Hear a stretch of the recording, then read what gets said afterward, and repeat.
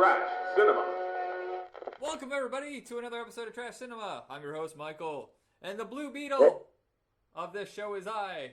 And the booster gold to me is you! Jacob! I'm Booster Gold. I'm the one who wants all the attention. I'm the capitalist prick. And I'm the schmuck who can't get anything right. We're the blah-ha-ha team of Trash Cinema, Back in Tunes, and whatever else we feel like doing. I don't know where I'm going with this. I feel like I had too much sugar before this episode started, and it's all going to my brain. You're going to hell, Michael. That's where you're going for this. Oh, all right. Yes, we are going to a cinematic hell where we discuss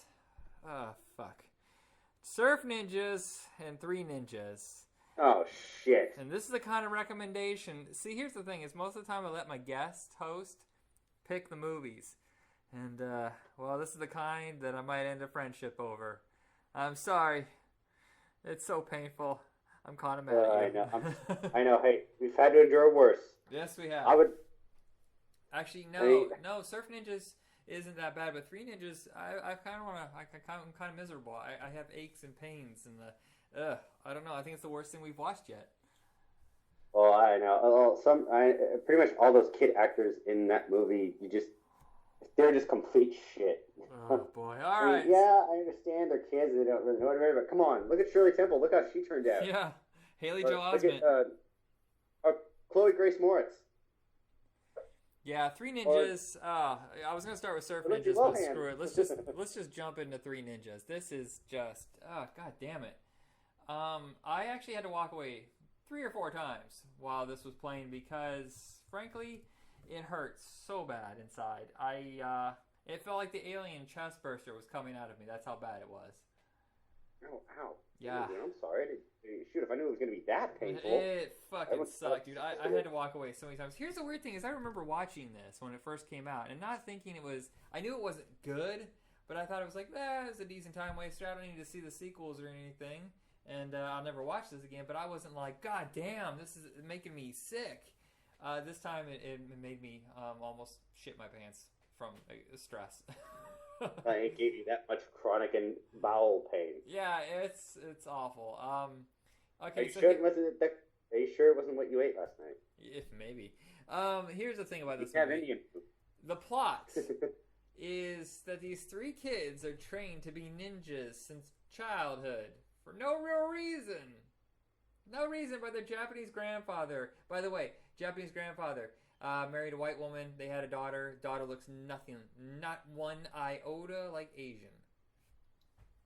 I know. Well, it doesn't have to, but still, I mean, no, but still. Bruce Lee's daughter doesn't really look Asian. I think she does.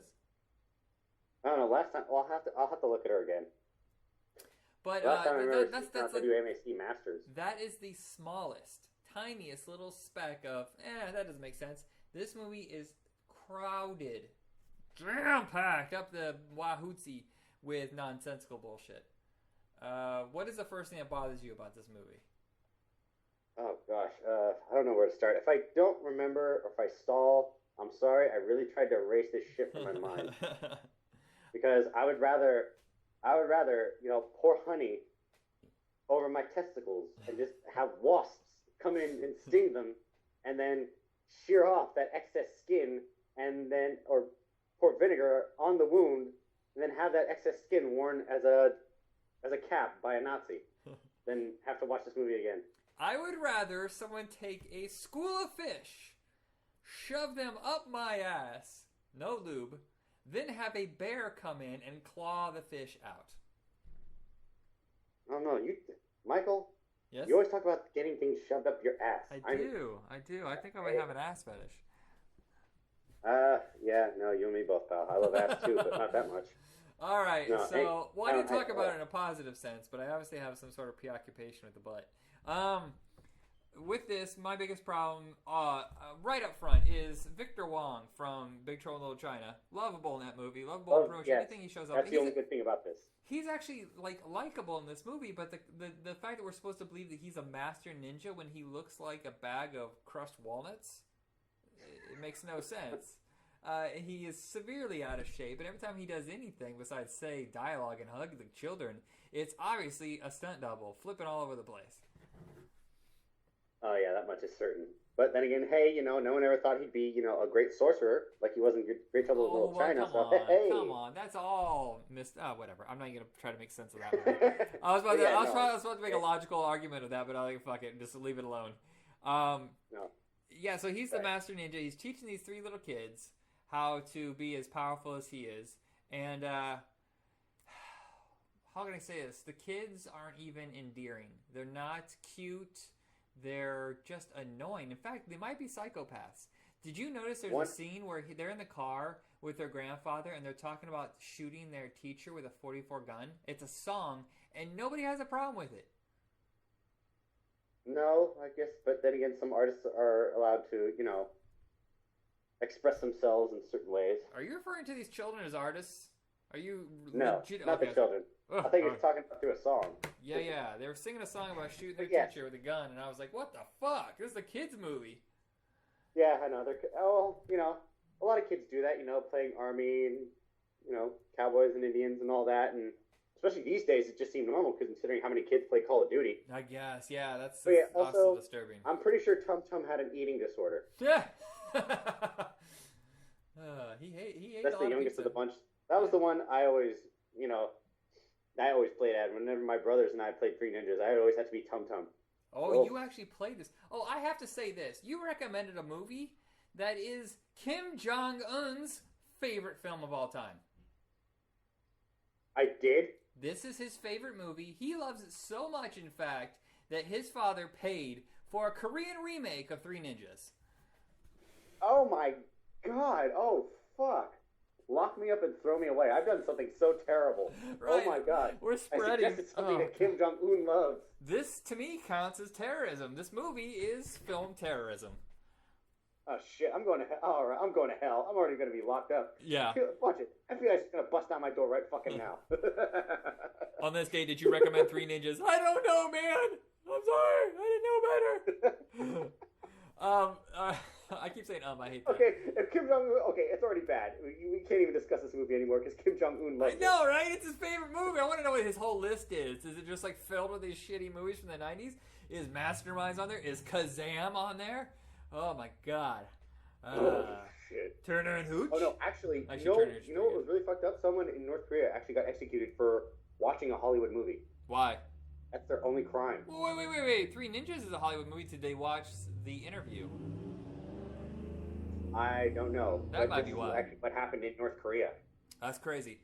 All right, Three Ninjas, sum up the plot. It's basically take everything you love about Teenage Mutant Ninja Turtles, strip all of that away, and then add in the shittiest parts of Home Alone. There you have it. That's Three Ninjas. It is. Oh, yeah, I have to concur. Grandpa is Splinter. The Three Ninjas are basically the four ninjas combined, except no Cowabunga dudes. Well, Tum Tum would have to count as two as he gets older, because I'm pretty sure he becomes obese. Yeah, all those jelly beans. He's gonna end up with diabetes. Yeah, he'll be the only ninja with diabetes. And Colt seems like a sociopath. Oh yeah. It's weird. The kids in that movie is like, Colt, we should call you Mustang. What kind of name is Colt? What? I didn't understand that line. Most of the dialogue doesn't make any sense at all. Colt 45. Damn it. Okay, every time I say I should punch myself in the face. So if you hear me be quiet, it's because I'm recovering from punching I'll myself. slap my face to slap you later. Smack my balls. No. Oh, I just did it again. Oh. You just did it again. I did. It's crazy. Three Ninjas. There are 3 sequels to this movie. This movie didn't make a crap ton of money. It was $29 million, but it just killed on video. It did okay internationally, and it only cost you, I shit you not, $2.5 million. Well, it definitely made its money. Yeah, and the director, John Turteltaub, went on to be one of the most successful directors in the world. Wow. No joke. John Turteltaub. Oh, boy. After this, he directed Cool Runnings, While You Were Sleeping, Phenomenon, Instinct, The Kid. You know, the one with Bruce Willis and that one kid? Yeah. National Treasure is his biggest. National Treasure 1 and 2, Sorcerer's Apprentice, and Sorcerer's Apprentice bombed pretty bad, so he hasn't been able to do another big movie since then, which almost deservedly so. In fact, the fact that he got as far as he did off of Three Ninjas stuns me. It was probably Nicolas Cage's fault. don't worry, he's not here today. He's not here today. Oh, thank God. I couldn't tolerate that. Another day of his crazy... I can't do the impression, but yeah, his ramblings are... Stop it. I just did it for the money, like when Richard Pryor did Superman 3. Ah. That's the only reason he did it. Like that? Yeah. Is that what it sound like? I'm starting to wonder if you know, he's not really there when you say he's there, and if you're making it up. I have problems believing you now. Oh, come on. You have video evidence. Come on. I do. Don't call me a liar. Oh, besides, I look out throughout the corners. Yeah. Like, for spiders, just in case. Because sometimes... Did I ever tell you about that endeavor about a wolf spider crawling around in my house on the floor? What's a wolf spider? It's big, 1 inch big, spider. If you get bit by a wolf spider, a radioactive wolf spider, will you turn into a wolf man or a wolf spider man?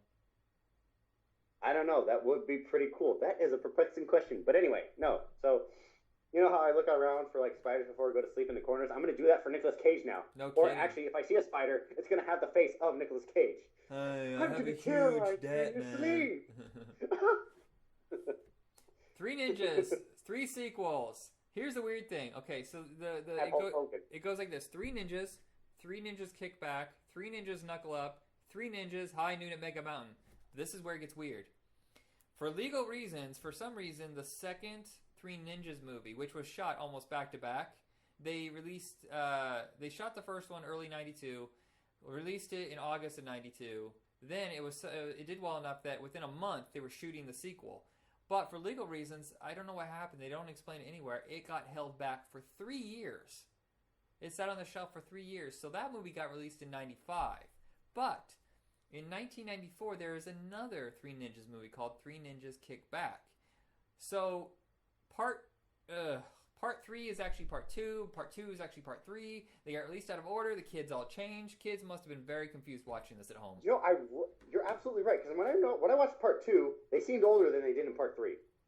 Yeah, but also a couple of kids changed. They only keep the middle kid. I think Colt. He is the only one in parts 1, 2, and 3. But part 3 is actually part 2, and part 2 is actually part 3. So they're out of order. And then 3 Ninjas High Noon and Mega Mountain doesn't matter at all. I thought Tum Tum was the same kid in the... Maybe he was. You know what? I'm not going to spend my brain power trying to figure this one out, but yeah, it's strange. It just needs... And then what? And then that fourth one, Hulk Hogan? Yeah. All 4 movies released in the theaters. I'm really surprised. When part 3 only makes like $600,000, why release the 4th one in theaters? Were they contractually obligated from the original production company? Because they released that one in theaters and made $375,000. Right, and also Hulk Hogan was in it, so everybody thought, everybody still loves Hulk Hogan. And Jim Varney. Not as much as Sting. Oh, can I say right now, Jim Varney is one of the most underrated actors in history. He got no due before he died. But when you watch, he had a TV show, and I want to do an episode about this later. We'll talk about Pee-wee's, what's the name? Pee-wee's Playhouse, right? Okay. I want to watch Pee-wee's Playhouse, and I want to watch Hey Vern, It's Ernest. It was only on for 1 season. Jim Varney plays almost every single character, and they're all so insanely different. That has a lot of versatility, and I think he gets no respect. I noticed that in every single one of those movies. Sometimes he'd be like this, ex-military guy, and then he'd switch to this old woman housewife who retires in Florida. Oh, my son, he thinks I'm such a bore. I know. My favorite is he was. In the Christmas one with the snake, he's like, and they bite. And they're racist, and they squirt all around. In his spare time, too, he smoked a lot of cigarettes and drank, which also, caused the tumor in his lungs that was about 2 pounds and the size of a softball. Good God. It's such a sad I know, and it is. It's very sad. And in his spare times, he would just, hang out in his cabin and just, do country songs. We totally have to do an episode where we talk about Jim Varney, because I think his Ernest movies are brilliant in the fact, up until about part 4. Part 4 kind of sucks. But his movies, Ernest always played someone who I think the general public thought was stupid. I thought he was more of an idiot savant. There's certain things that he knew very, very well. And there's certain things that he didn't. And the problem is he doesn't want to admit. He's too insecure to admit that he doesn't know certain things. So therefore, he exaggerates and talks bigger than, you know what I mean? He's not dumb. He just gets over his head with things. Exactly. I can't believe we So, went on a Jim Varney spin there. That's the only redeeming value of these Three Ninja wasn't movies. he in the fourth one? What's that? Was he in the fourth one? Yeah, Jim Varney, Hulk Hogan, and Lonnie Anderson. Who the hell's Lon Anderson? Lonnie Anderson, WKRP, huge boobs, blonde hair, married to Burt Reynolds for a while. Okay, now I remember. Oddly, Married to Burt Reynolds. Yeah, Oh, oddly not the hottest one from WKRP. I always thought Bailey was hotter, not Lonnie. You have to see it. Have you ever seen WKRP? Right. No, I'll have to look it up. Yeah, she was cool because she had blonde, big hair, whatever. You know, in most shows they treat those kind of women as stupid, but her character was very intelligent. She basically controlled everything, but no one ever treated her like. It's hard to explain. It's one of those things where she could have been played like a bimbo, but wasn't, and it was a great character. So she ended up becoming a villain and hijacking a radio station. Park. All right. Oh, that movie. No, I was talking about WKRP, not the movie. All right. So I think that's it with Three Ninjas. I'm gonna go throw up, and we'll come back with our next movie. Yeah. All right. Just give it a second. Just let it all out. Yeah. And after you're ready, no, do it like Chunk did. Just I had all this fake puke at home. Went to the movie theater. 5 million. Our second movie is Surf Ninjas.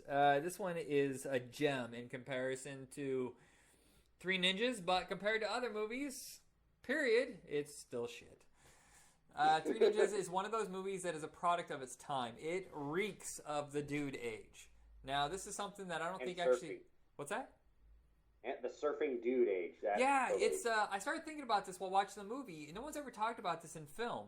But there is an era of movies, I say it starts with Bill and Ted's Bogus Journey, or Bill and Ted's Excellent Adventure, and Gleam in the Cube, which were in 1989. That is the very first launch of the whole dude thing. You know, surfing, skating, alternative metal, you know, not like Poison or Warrant, but I mean like guys like Fishbone, Red Hot Chili Peppers, stuff like that, Faith No More.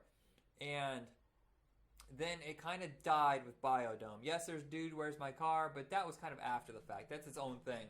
So between Bill and Ted's, you had Wayne's World, you had Pauly Shore, and you had stuff like Surf Ninjas, where we were really into that kind of thing. Lots of bright colors, a lot of cowabunga, and yo! It's actually kind of nice. It's kind of a positive movement, the dude movement. Of course. But Surf Ninja's still not a good movie, even though it reeks of the dude movement. What do you find? It smells of it. What do you feel is wrong with this movie, in your opinion?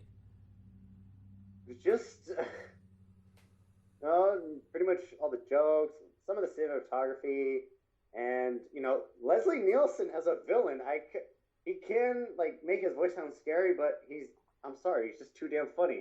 Yeah, no, I think here's the thing: is the problem is with the movie is that it wants to be Teenage Mutant Ninja Turtles, but at the same time it wants to be like Naked Gun, Airplane. It wants to be a spoof. The problem is it never meets in the right place. I feel like when Leslie Nielsen on, it is a parody, and it's really funny. I actually really enjoy the whole 5 minutes he's in the movie, and when it goes back to the other guys, though, I don't give a shit. I don't care one bit. Like Rob Schneider, I don't think you were that funny in this movie. Although it's great to see Ernie Reyes Jr. and Ernie Reyes work together. Yeah. In that movie, the martial arts are excellent. The martial arts sequences are really well done, so I can give it credit for that. Well, they're done by Ernie Reyes. What can you expect? Yeah. This is supposed to be his breakout role. He was in Teenage Mutant Ninja Turtles 2 and was kind of the co-star of that one, and he started to build some sort of public awareness. Of course, we saw him in Red Sonja and a few other things before that, but this is really when they tried to make him a star. Rob Schneider is Hawaiian, and so it's kind of cool that he gets to play an actual Hawaiian, where he usually just plays, the generic white guy. And yeah, he's actually Filipino. Is he Filipino? I thought he was and Hawaiian. Jewish. I thought he was Yeah, he's Filipino and Jewish. Yeah, all right, I'm wrong about that. Rob Schneider, he tries, but the problem is the jokes are not up to his comedic talent. He's also a very underrated guy. There are times when he's really good, and when the material is not there for him, he's sweating so bad to make it funny, and it hurts. Right. It's bad. It's got Tone Loc. You know who else was in this? What? Oh God, Kelly Hu. Oh my God, Kelly Hu, who I think was about 26, playing like a 15-year-old. She looks good. She ages very well. She's 47 and she still looks like she's just turned 30. Yeah, it's crazy. I don't know what she has. I know they say Asians look younger longer, but she's got something going on. God. Holy crap. Well, hey, a lot of people still do. Some of the kids I went to high school with, yeah, haven't aged a fucking day. I'm like, what? You could still throw you in under. Oh my god, you could still go undercover at high school. Holy shit. Oh. Yeah, no, it is. It's bizarre. I mean, hell, even my friend, an old friend of mine, Kamal, the only difference I see from him now is that he just grew facial hair. That's it. That's it. That's the only difference. He still looks the same. Here's the plot of Surf Ninjas. I'll break it down as much as I possibly can because it's kind of bonkers. You got two kids who are obsessed with surfing, not going to school, and basically kind of rude to their dad. He says they psych him out by saying they love him, and it's a touching moment, and they go, psych, and I was like, fuck these kids. These kids are assholes. I know. It's like considering all the shit, having to raise them alone. Yeah. God, man, trying to do everything himself without the mom around. And so, basically, it's turns out that's not their real dad, that their parents were killed, that they're the princes of this little island, and ninjas are finally after them after all these years. They never explain why it took them so damn long to find them. And find them and try to assassinate them. So Ernie Reyes Sr. shows up, eye patch and all. There's lots of eye patch jokes, one-eye jokes in this that never work. And basically he saves their ass until they figure out how to take on their powers. So it's a mystical movie too. They're almost like superheroes. Ernie Reyes has a way of... Cool superheroes. He learns how to do all martial arts skills instantly. Like he has like almost that Taskmaster talent where he sees a movement done once and he can do it. And then the little brother has the ability to see the future or see things that normal people can't see, oddly through his Sega Game Gear. Not only through Sega Game Gear, but also he could see perception, ideas. It's kind of like, oh god, who does have that power that we know in the comics universe? Psylocke, I think? Am I wrong? No. Psylocke, I think she can channel energy, but I'm not sure about sight. You got me on that one. I feel like there's somebody, but it's bouncing around my brain. It'll come back to us eventually. Yeah. But yeah, so anyway, so the plot is they're just now. I think when he turns that certain age, when he's hitting puberty, that's when his powers start to activate, and that's when he can come back and finally take his home back. So they both hit puberty at the same time? That's kind of weird, since he's like 3 years older.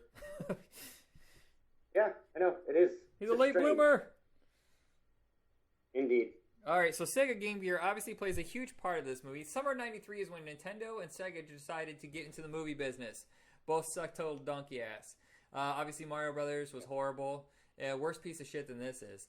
But Sega Game Gear, they were not originally part of the production. It was already put into play, and they came to Sega to help them design sequences in the movie. And they're like, well, wait, now, if you predominantly put the Game Gear in there as a plot point, we will give you part of the production costs. So I think they gave like $2.5-3 million to the company, and this is before New Line Cinema had all that Warner Brothers money. This is when they were still an independent company, riding off the money from Nightmare on Elm Street and Teenage Mutant Ninja Turtles. So they, they're gonna take the money. It's like, you're gonna pay for a third of this production? Fuck yeah, we'll put Come on, take the money and run. I remember the game sucking ass. I hardly knew anybody with the Sega Game Gear, but I think there was a package where they were selling Surf Ninjas with the Game Gear, and a friend of mine bought it, and it was just god-awful. It was terrible. Yeah, no, my brother had a Game Gear, but I don't think we had Surf Ninjas ever. Yeah, it's a big part of this movie, and it's really obvious that it's product placement. Yeah, it is. But I do want to say a few things about Kelly Hu. Yeah. Straight up, she's a huge Star Wars nerd, like insane fan. Like, I kid you not, she goes to Comic-Con dressed up when she could. Nice. Yeah, and she's still acting. She has little parts here and there. She was also a voice actress for one of the characters, Bissus Mar in Knights of the Old Republic 2. Well, go ahead. I thought she was in Arrow, like just last season or 2 seasons ago. She played China White. Oh, okay. And she was also, of course, Lady Deathstrike in X-Men 2. Yeah. And the Sorceress in Scorpion King. Oh, hubba. Oh my God. I let's just say I rewound that tape quite a bit. Paused. You're a sick motherfucker, Mac. Zip. Squeeze. Yeah, no. She would have parts in Robot Chicken. She would do, like, there's times where she was a the voice of Jessica Alba or Olive Oil. Yeah, dude. Yeah, dude. She has a lot of credibility. Yeah, and she's the only one. She's basically the only one to walk away from this movie untarnished. Yes, Rob Schneider got a lot of work after this, but when you're first, it's his first movie where your name's above the title. It took years for that to come back with, I think, Deuce Bigalow. And that was only because Adam Sandler helped carry him there. It's very painful movie, but at the same time, it moves. This sucker moves. There's no really wasted time. Whereas Three Ninjas sits there like a dead fish. Yes, indeed. Oh, she was also the voice of Lady Shiva in Arkham Origins. I recognize that voice anywhere. And she's also the voice of Karai in the new Ninja Turtles cartoon.